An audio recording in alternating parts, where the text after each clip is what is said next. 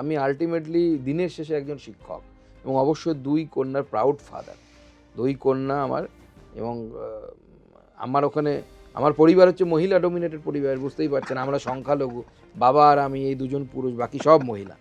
তো আমার স্ত্রী, আমার মা প্রত্যেকেই তাদের মানে তাদের কাজটা খুব ভালো মতো করেন বলেই আমি এতটা সময় বাড়ির বাইরে দিতে পারি। হ্যাঁ, মেয়েরা মিস করে, এ বিষয়ে কোনো সন্দেহ নেই। বিশেষ করে ছোটো মেয়েটি খুবই বেশি মিস করে। ও গেলেই বলে, আজ তুই যাচ্ছিস কেন? কেন যাচ্ছিস? কী কাজ? এখানে থাক। ও তুই তুই করে বলে। তো স্বাভাবিকভাবে সেটা কষ্ট দেয়।